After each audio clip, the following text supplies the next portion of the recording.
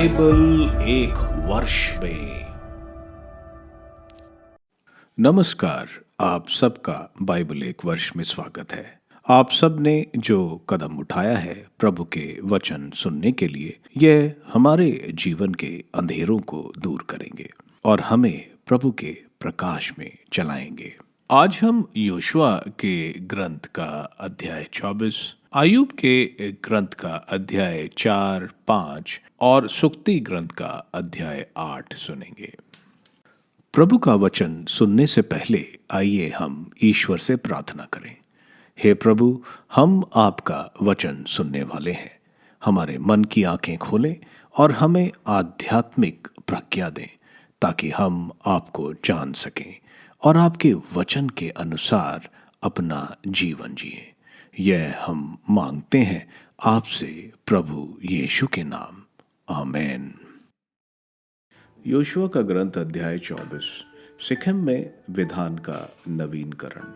Yoshua ने सिखम में सब इजरायली वंशों को इकट्ठा कर लिया। इसके बाद उसने इजराइल के वयोवृद्ध नेताओं, न्यायकर्ताओं और शास्त्रियों को बुला भेजा और वे सब ईश्वर के सामने उपस्थित हो गए। तब योशुआ ने समस्त लोगों से कहा, इजराइल का प्रभु ईश्वर यह कहता है, प्राचीन काल में तुम लोग के पूर्वज इब्राहिम और नाहोर का पिता तेरह फुरात नदी के उस पार निवास करते थे। वे अन्य देवताओं की उपासना करते थे। मैंने तुम्हारे पिता इब्राहिम को नदी के उस पार से बुलाया और सारा कानान देश घुमाया। मैंने उसके वंशजों की संख्या बढ़ाई। मैंने उसे इसहाक को दिया और इसहाक को मैंने याकूब और एसाव को प्रदान किया। मैंने एसाव को सईर का पहाड़ी देश दे दिया, किंतु याकूब और उसके पुत्र मिस्र चले गए। मैंने मूसा और हारून को भेजा और चमत्कार दिखाकर मिस्रियों को पीड़ित किया। इसके बाद मैं तुम लोगों को निकाला। मैं तुम्हारे पूर्वजों को मिस्र से निकाल लाया और तुम लाल समुद्र तक पहुंचे। तब मिस्रियों ने रथों और घोड़ों पर सवार होकर समुद्र तट तुम्हारे पूर्वजों का पीछा किया। जब तुम्हारे पूर्वजों ने प्रभु की दुहाई दी तो उसने तुम्हारे और मिस्रियों के बीच एक घना कोहरा फैला दिया और मिस्रियों पर समुद्र बहा दिया, जिससे वे डूब गए। तुमने अपनी ही आंखों से देखा कि मैंने मिस्र में तुम्हारे लिए क्या क्या किया। इसके बाद तुम लोग बहुत समय तक मरुभूमि में निवास करते रहे। तब मैं तुमको यार्दन के उस पार रहने वाली अमेरियों के देश ले गया। उन्होंने तुम पर आक्रमण किया और मैंने उन्हें तुम लोगों के हवाले कर दिया। तुमने उनका देश अपने अधिकार में कर लिया और मैंने तुम्हारे लिए उनका विनाश किया। तब मोआब का राजा सिपोर का पुत्र बालाक इजराइल के विरुद्ध युद्ध की तैयारी करने लगा। उसने तुम्हें अभिशाप देने के लिए बौर के पुत्र बिलाम को बुला भेजा, किंतु मैंने बिलाम की बात नहीं मानी और उसे तुम लोगों को आशीर्वाद देना पड़ा। इस प्रकार मैंने तुमको बालाक के हाथ से बचाया। इसके बाद तुम लोग यार्दन पार कर यरीको आए। यरीको के नागरिकों, अमेरियों, परिजियों, कनानियों, हित्तियों, गिरगाशियों, हिवियों और यबूसियों ने तुम्हारा सामना किया, किंतु मैंने उन्हें तुम लोगों के हवाले कर दिया। मैंने तुम लोगों के आगे आतंक फैला दिया और इस कारण तुम्हारी तलवार और तुम्हारे धनुष के कारण नहीं, अमेरियों के दोनों राजा तुम्हारे सामने से भाग गए। मैंने तुम्हें एक ऐसा देश दे दिया जिसके लिए तुमने परिश्रम नहीं किया। निवास के लिए ऐसे नगर दे दिए जिन्हें तुमने नहीं बनाया और जीवन निर्वाह के लिए ऐसी दाख बारियां और जैतून के पेड़ जिन्हें तुमने नहीं लगाया। प्रभु पर श्रद्धा रखो और ईमानदारी तथा सच्चाई से उसकी उपासना करो। उन देवताओं का बहिष्कार करो जिनकी उपासना तुम्हारे पूर्वजों फरात नदी के उस पार पर और मिस्र में किया करते थे। तुम प्रभु की उपासना करो। यदि तुम ईश्वर की उपासना नहीं करना चाहते तो आज ही तय कर लो कि तुम किसकी उपासना करना चाहते हो। उन देवताओं की जिनकी उपासना तुम्हारे पूर्वज नदी के उस पार करते थे, अथवा अमेरियों के देवताओं की जिनके देश में तुम रहते हो। मैं और मेरा परिवार हम सब प्रभु की उपासना करना चाहते हैं।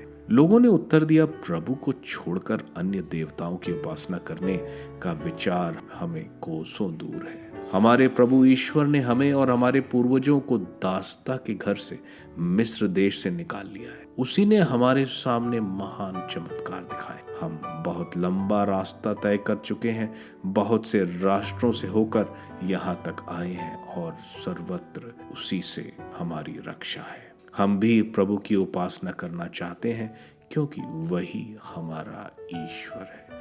तब योशुआ ने लोगों से कहा, तुम प्रभु की उपासना नहीं कर सकोगे क्योंकि वह पवित्र ईश्वर है, असहनशील ईश्वर है। वह तुम्हारे अपराध और पाप नहीं क्षमा करेगा। यदि तुम प्रभु को त्याग कर अन्य देवताओं की उपासना करोगे तो यद्यपि वह तुम्हारी भलाई करता रहे, फिर भी वह तुम्हारी बुराई करेगा और तुम्हें नष्ट कर देगा। लोगों ने यहोशुआ से कहा, नहीं, हम प्रभु की उपासना करें। तब यहोशुआ ने लोगों से कहा, तुम लोग अपने विरुद्ध साक्षी हो कि तुमने प्रभु को चुन लिया और उसी की उपासना करोगे। उन्होंने उत्तर दिया, हम साक्षी हैं। इस पर यहोशुआ ने कहा, तब तो अपने पास के पराये देवताओं का बहिष्कार करो और अपना मन ईश्वर में, इजराइल के प्रभु में लगाओ। लोगों ने यहोशुआ को यह उत्तर दिया, हम प्रभु अपने ईश्वर की उपासना करेंगे और उसी की बात मानेंगे। यहोशुआ ने उसी दिन लोगों के साथ समझौता कर लिया। उसने सिखम में उनके लिए संविधान और अध्यादेश बनाया। इसके बाद उसने उन बातों को प्रभु की संहिता के ग्रंथ में लिख दिया। उसने बालूत के नीचे प्रभु के मंदिर में एक बड़ा पत्थर खड़ा कर दिया और सब लोगों से कहा, यह पत्थर हमारे विरुद्ध साक्ष्य देगा, क्योंकि इसने उन सब बातों को सुना जिन्हें प्रभु ने हमें बताया। इसलिए यह तुम्हारे विरुद्ध साक्ष्य देगा, जिससे तुम अपने प्रभु को अस्वीकार नहीं करो। यहोशुआ का दफन। इसके बाद यहोशुआ ने लोगों को अपनी अपनी भूमि में भेज दिया। इन घटनाओं के बाद प्रभु के सेवक नून के पुत्र यहोशुआ का 110 वर्ष की उम्र में देहांत हुआ। वह गाश पर्वत के उत्तर में एफ्रम के पहाड़ी प्रदेश के तिम्नत सेरा में अपने निजी दाएं भाग की मिट्टी में दफनाया गया।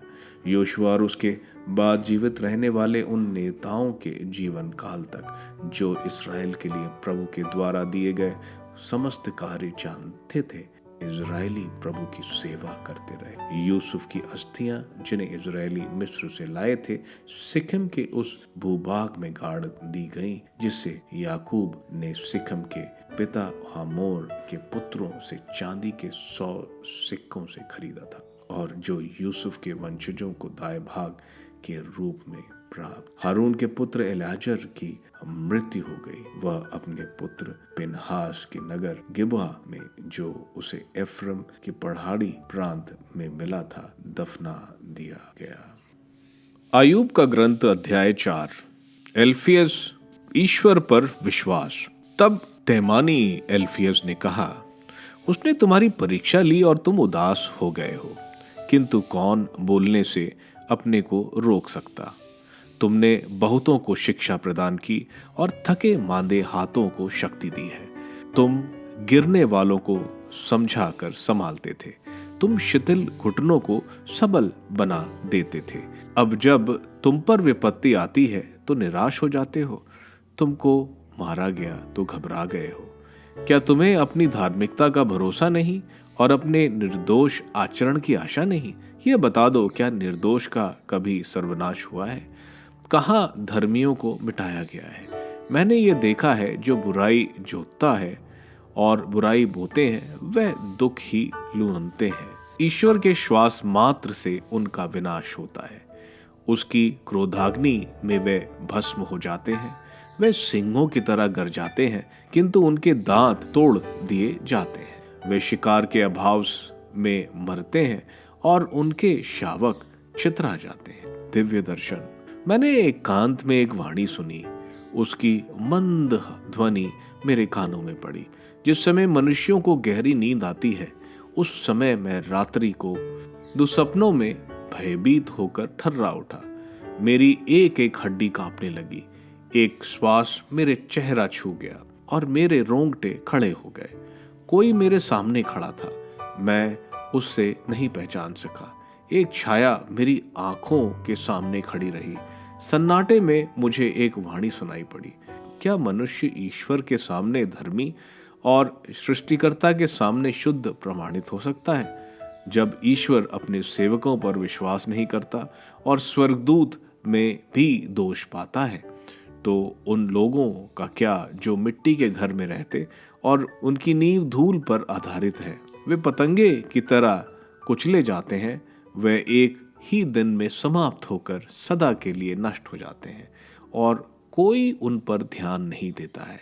उनके तंबुओं की रस्सियां उखाड़ी जाती हैं और वह अनजान ही मर जाते हैं। अय्यूब का ग्रंथ अध्याय 5। पुकारो किंतु तुमको उत्तर नहीं मिलेगा, तुम संतों में से किसकी दुहाई दोगे? द्वेष ही मूर्ख की जान लेता है, ईर्ष्या ही नासमझ को मारती है। मैंने मूर्ख को जड़ पकड़ते देखा है, किंतु उसके घर पर अचानक अभिशाप पड़ा। उसके पुत्र सुरक्षित नहीं रहते और सहारे के अभाव में कचहरी में कुचले जाते हैं। भूखा उसकी फसल खा जाता है, बल्कि कांटों की बाढ़ में से उसे निकालता है। प्यासा उसकी संपत्ति के लिए मचल जाता है, क्योंकि विपत्ति मट्टी में से नहीं उगती और दुख भूमि से उत्पन्न नहीं होता। जिस तरह चिंगारियां ऊपर उठती हैं, उसी तरह मनुष्य दुख के लिए जन्म लेता है। यदि मैं होता तो मैं ईश्वर की दुहाई देता और अपना मामला उसके सामने पेश करता। वह अबोध गम में महान कार्य करता और असंख्य चमत्कार दिखाता है। वह पृथ्वी पर पानी बरसाता और खेतों को सींचता है। वह दीनों को ऊपर उठाता और दुखियों को सुख शांति देता है। वह धूर्तों के षड्यंत्र व्यर्थ करता है, जिससे उन्हें सफलता नहीं मिलती। वह चतुरों को उनकी चतुराई में फंसाता और कपटियों की योजना मिटा देता है। अंधकार उन्हें दिन में ही घेर लेता है और वह दोपहर को रात की तरह टटोलते फिरते हैं। उसने दरिद्र को उनकी तलवार, उनके दांतों, उनके चुंगल से बचा लिया है। इस प्रकार निर्बल आशा नहीं छोड़ता और अन्याय का मुंह बंद हो जाता है। धन्य है वह मनुष्य जिससे ईश्वर सुधारता है। इसलिए तुम सर्वशक्तिमान के अनुशासन की उपेक्षा मत करो, क्योंकि वह घायल करने के बाद पट्टी बांधता है। उसके हाथ मारते भी हैं और चंगा भी करते हैं। वह 6 विपत्तियों से तुम्हारी रक्षा करेगा और 7वीं तुम्हें कोई हानि नहीं पहुंचाएगी। यह अकाल में तुमको मृत्यु से बचाएगा और युद्ध में तलवार के आघात से। तुम जीभ के कीड़े से सुरक्षित रहोगे और आने वाली विपत्तियों से नहीं डरोगे। तुम विनाश और अकाल का उपहास करोगे। तुम्हें पृथ्वी के पशुओं से भय नहीं होगा। खेत के पत्थरों से तुम्हारी संधि होगी और जंगल के बनेल पशु तुमसे मेल रखेंगे। तुम देखोगे कि तुम्हारे तंबू में शांति है। अपने पशुओं की गिनती करने पर तुम्हें एक भी कम नहीं मिलेगा। तुम देखोगे कि तुम्हारी संतति बहुसंख्यक होगी। तुम्हारी वंशज पृथ्वी की घास की तरह होगी। जिस तरह फसल के समय पूले बखार में रखे जाते हैं, उसी तरह तुम्हें अच्छी पकी उम्र में कब्र में दफनाया जाएगा। हमने इन बातों की जांच की है, यही सच है। इन बातों पर ध्यान दो और लाभ उठाओ। सुक्ति ग्रंथ अध्याय 8। प्रज्ञा की पुकार।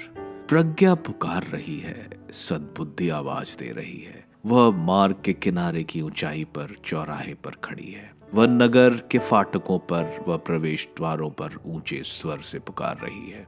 मनुष्यों, मैं तुमको संबोधित करती हूँ। मैं समस्त मानव जाति को पुकारती हूँ। तुम जो भोले हो समझदार बनो, तुम जो मूर्ख हो बुद्धिमान बनो। सुनो, मैं महत्वपूर्ण बातें बताऊंगी। मैं जो कहूंगी वह बिल्कुल सही है, क्योंकि मेरा मुख सत्य बोलता है। मुझे कपटपूर्ण बातों से घृणा है। मेरे मुख से जो शब्द निकलते हैं वे सच्चे हैं। उनमें कोई छल कपट या कुटिलता नहीं। वे समझदारों के लिए तर्क संगत है और ज्ञानियों के लिए कल्याणकारी। चांदी की अपेक्षा मेरी शिक्षा ग्रहण करो, परिष्ट सोने की अपेक्षा मेरा ज्ञान स्वीकार करो, क्योंकि प्रज्ञा का मूल्य मोतियों से भी बढ़कर और वह किसी भी वस्तु से अधिक छाछनीय है। प्रज्ञा की आत्मशलाघा। मैं प्रज्ञा समझदारी के साथ रहती हूँ। मुझे ज्ञान और विवेक प्राप्त है। प्रभु पर श्रद्धा बुराई से बैर करती है। मैं घमंड, अखड़ापन, दुराचरण और असत्य कथन से घृणा करती हूँ। मुझे सत परामर्श और विवेक प्राप्त है। मुझ में ज्ञान और शक्ति का निवास है। मेरे द्वारा राजा राज्य करते और न्यायाधीश न्याय संगत निर्णय देते हैं। मेरे द्वारा शासक और उच्च अधिकारी पृथ्वी पर न्यायपूर्ण शासन करते हैं। जो मुझको प्यार करते हैं मैं उन्हें प्यार करती हूँ। जो मुझे ढूंढते हैं वह मुझे पाएंगे। मेरे पास संपत्ति और सुयश, स्थायी धन दौलत की और समृद्धि है। मेरा फल सोने, परिकृष्ट सोने से बढ़कर है। मेरी उपज शुद्ध चांदी से श्रेष्ठ है। मैं धार्मिकता के मार्ग पर, न्याय के पथ पर आगे बढ़ती हूँ। जो मुझको प्यार करते हैं मैं उन्हें संपत्ति प्रदान करती हूँ। मैं उनके खजाने भर देती हूँ। आदि में प्रभु ने अन्य कार्यों से पहले मेरी सृष्टि की। प्रारंभ में पृथ्वी की उत्पत्ति से पहले, अनंत काल पूर्व से ही मेरी सृष्टि हुई है। जिस समय मेरा जन्म हुआ था ना तो महासागर था और ना उमड़ते जल सोत्र थे। मैं पर्वतों की स्थापना से पहले, पहाड़ियों से पहले उत्पन्न हुई थी।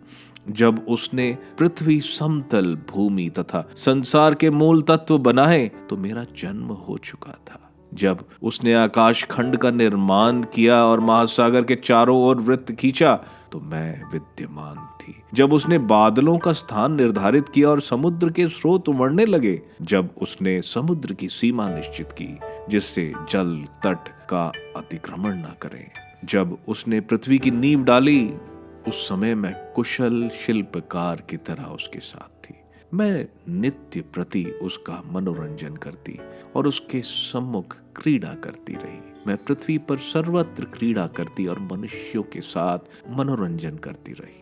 प्रज्ञा की शिक्षा सुनने वाला धन्य है। पुत्र मेरी बात सुनो, मेरे मार्ग पर चलने वाले धन्य हैं। मेरी शिक्षा पर ध्यान दो और प्रज्ञ बनो, उसकी उपेक्षा मत करो। धन्य है वह मनुष्य जो मेरी बात सुनता, मेरे द्वार पर प्रतिदिन खड़ा रहता और मेरी दहली पर प्रतीक्षा करता है। क्योंकि जो मुझे पाता है उसे जीवन और प्रभु की कृपा प्राप्त होती है। जो मुझे नहीं पाता वह अपनी हानि करता है। जो मुझसे बैर रखते वह मृत्यु को प्यार करते हैं।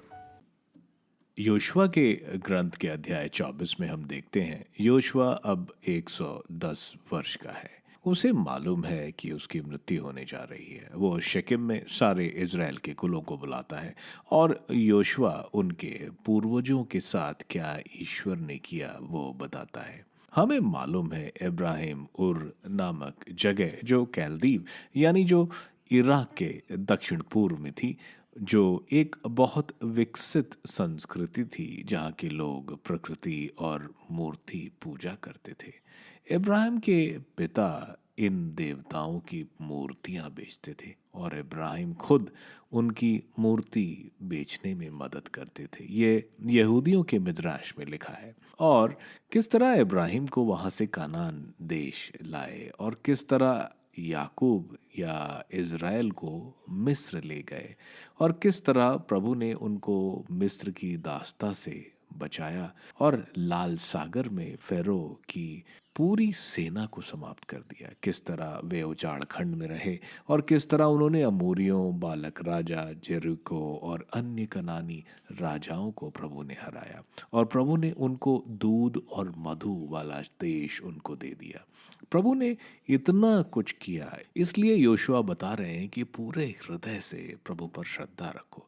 योशुआ नेता होने के नाते बोलता है कि मैं और मेरा परिवार तो प्रभु की सेवा करेंगे। यह सुनकर बाकी कुल भी बोलते हैं कि हम भी प्रभु की सेवा करेंगे। योशुआ उनको बोलते हैं कि प्रभु की सेवा इतना आसान नहीं है क्योंकि प्रभु पवित्र है और अगर तुम अन्य देवताओं की पूजा करोगे तो वे तुम्हारे पाप नहीं क्षमा करेंगे। वे इस पर भी बोलते हैं कि हम तो प्रभु की ही सेवा करेंगे। योशुआ हम देखते हैं वहाँ एक पत्थर स्थापित करते हैं जो इस बात का साक्ष्य है कि वे प्रभु की सेवा करेंगे और यहाँ वे अनुबंध का नवीकरण करते हैं।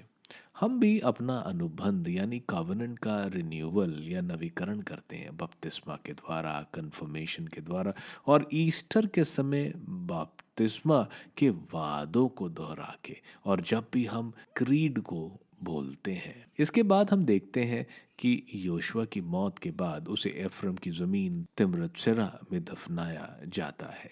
योशुआ, एलेजार, पिनहास के नेतृत्व में ये इज़राइल संहिता का पालन करते हैं। हमें यह भी बताया जा रहा है कि यूसुफ की हड्डियां शिकम में दफनाई गईं और एलियाज़र की मृत्यु के बाद उसको गिबा जो एफ्रम के प्रदेश में वहाँ दफनाया गया। यह अध्याय हमें प्रभु का प्रेम और जो उन्होंने हमें दिया है जिसके योग्य हम नहीं हैं वो बताता है। इसलिए हमें प्रभु की पूरे हृदय से सेवा करनी चाहिए। आज हमने योशुआ का ग्रंथ समाप्त किया। प्रभु को धन्यवाद। आयूब के ग्रंथ के अध्याय 4 में हम देखते हैं एलीफाज जो आयूब का दोस्त होता है बोलता है कि आयूब ने बहुत अच्छे काम किए हैं, दुखियों को सांत्वना दी है। आगे एलीफाज बता रहा है कि कभी भी धर्मी को यातना नहीं सहना पड़ता है।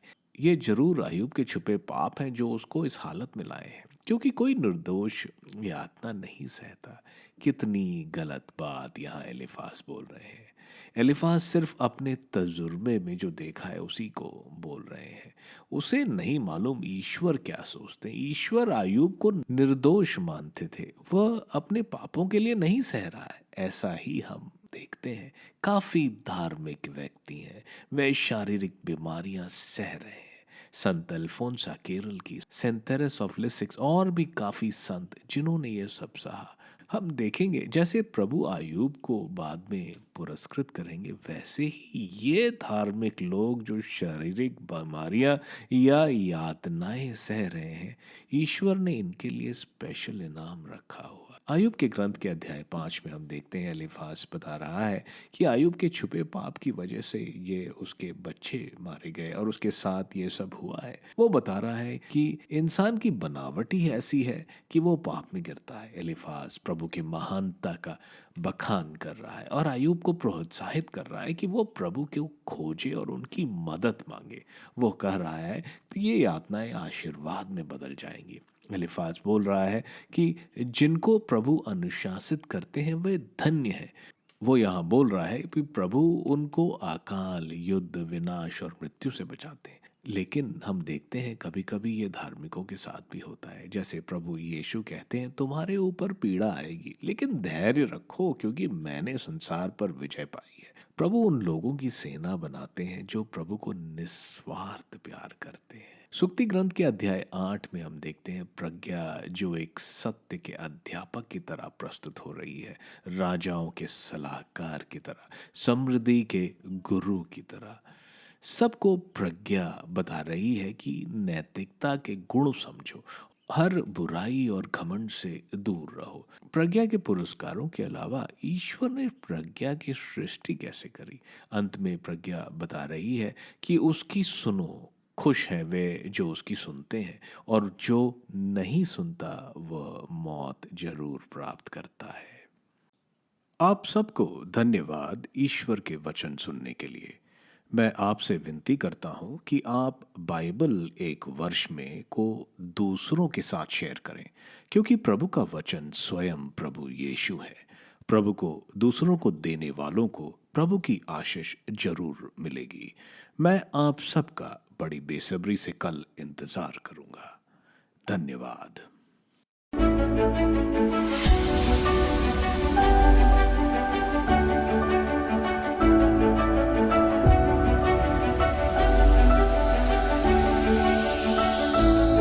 बाइबल एक वर्ष में